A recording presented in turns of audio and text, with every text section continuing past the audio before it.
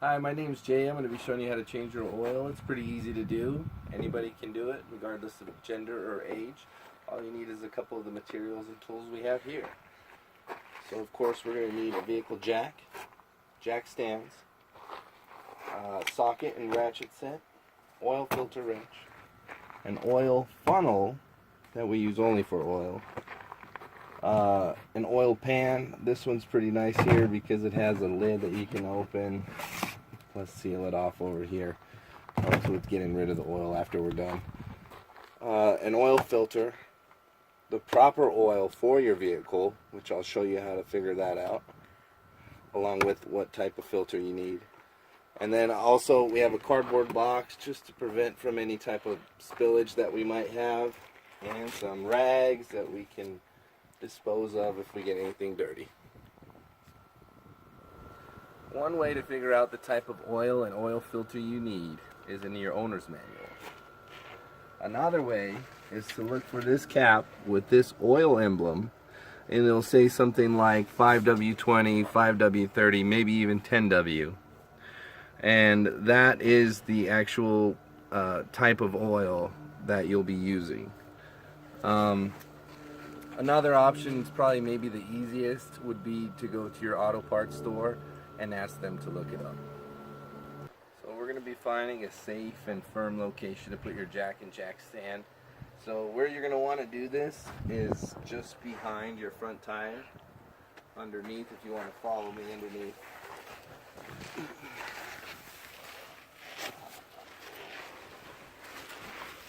So this big long piece is tube steel, and that's the frame of your vehicle, and it goes from the front of your vehicle all the way to the back.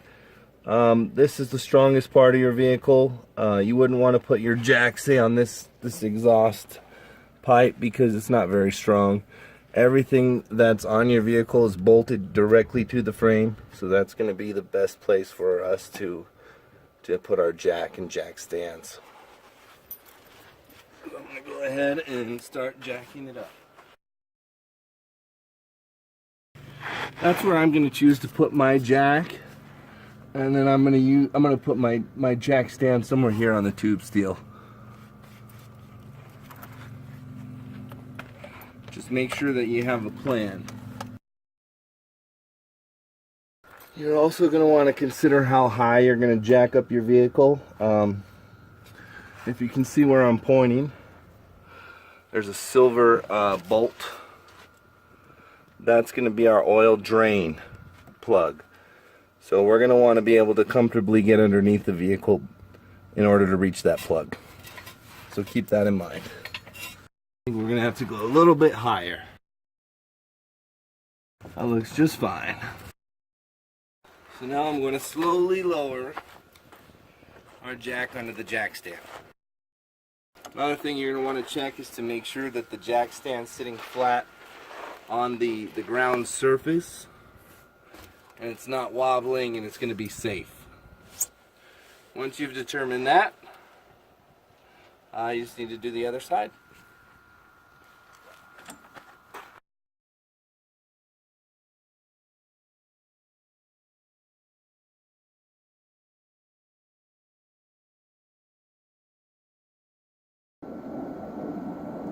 Hi, my name is Frances. I'm Jay's mom, and I'm going to show you how to locate the oil pan and drain plug. Also, we are going to be placing cardboard and our oil pan to help prevent any spillage. So if you'd follow me. Right here is our oil pan, and it'll have a nut on it. That's where our drain plug is. So what we're going to want to do is place our cardboard underneath.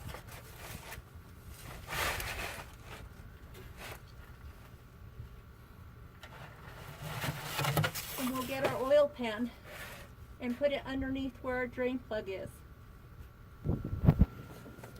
For this next step, we're going to identify what size socket we're going to use for this drain plug. For this particular vehicle, a 17 millimeter socket will do just fine.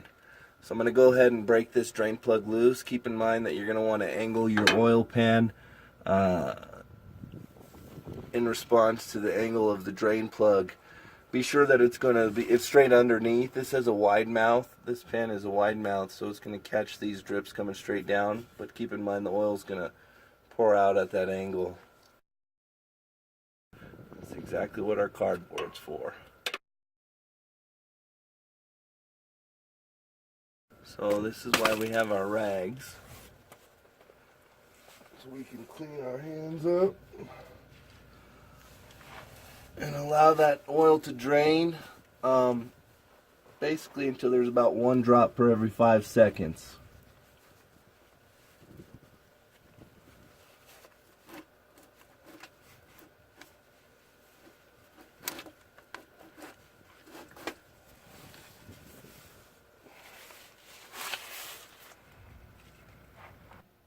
Our next step is going to be preparing the oil filter, and how we do so is we're going to prime the rubber gasket on the outside of the oil filter. You want to make sure that you take this plastic off of there. This is the rubber that we need to prime. So you just take some of your oil,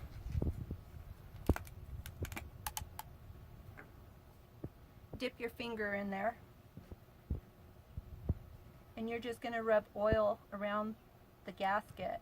What this will do is it will help preventing any leakages that you may have. Our next step, we are going to remove the old oil filter and we're going to install the new one. So you'll need your oil filter wrench and your new oil filter. If you take a look up here, this is where your oil filter is installed. We're going to take our wrench and we're just going to crank on it. It shouldn't be very tight.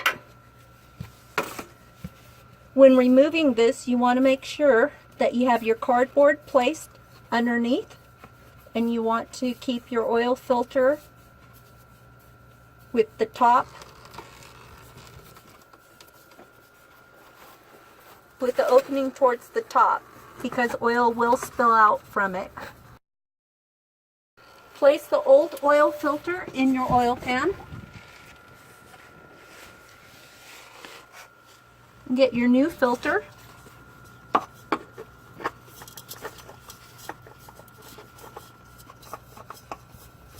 Screw it back on. Again, take your wrench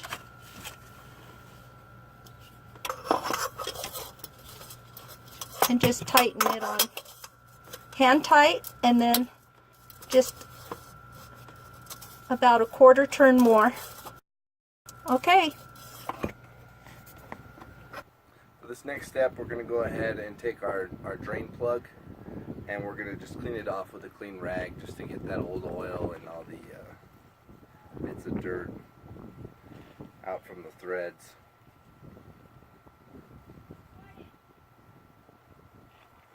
What I'm doing here is I'm just taking my rag and cleaning these threads out. And granted, you're not going to get everything, but every bit helps. I'd say that's pretty good, and we're ready to put it back on. So now that our oil filter has been replaced and the drips are more than 5 seconds apart, we're going to go ahead and clean off some of the excess dirty oil off of our oil pan and then replace our drain plug.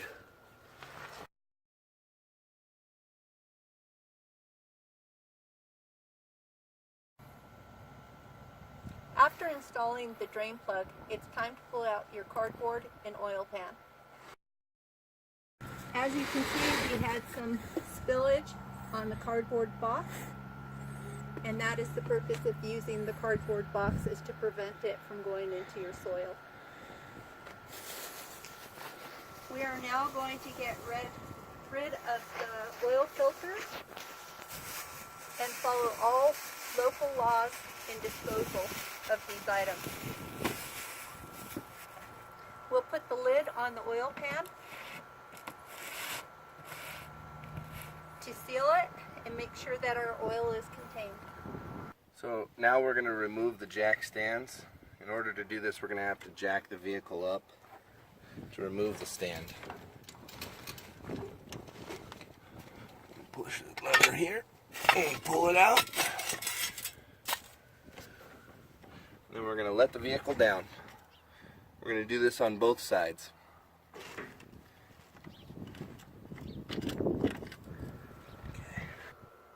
Now that the jacks have been removed, it's time to put our new oil into the vehicle. After I put this 5 quarts of oil in, I'm going to let the vehicle run for about 5 minutes before checking the level.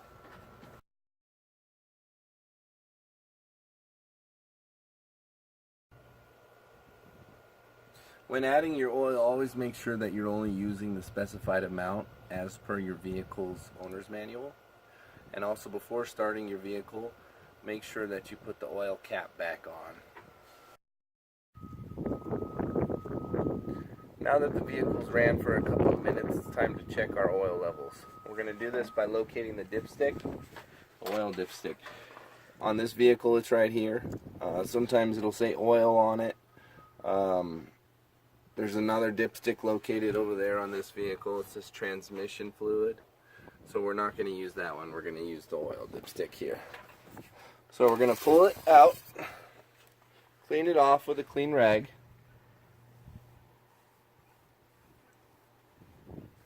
Stick it back in and check the levels.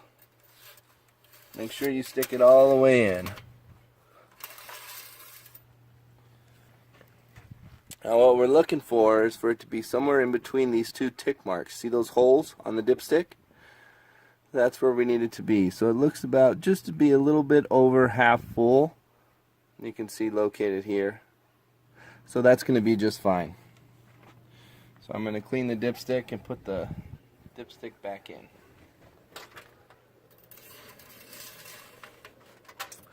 If you were to have an oil level issue, maybe you didn't have enough oil, well then you would add more using the previous step with the funnel. If you had too much, you're going to have to drain some out, as we showed earlier in the earlier videos, until you have proper levels.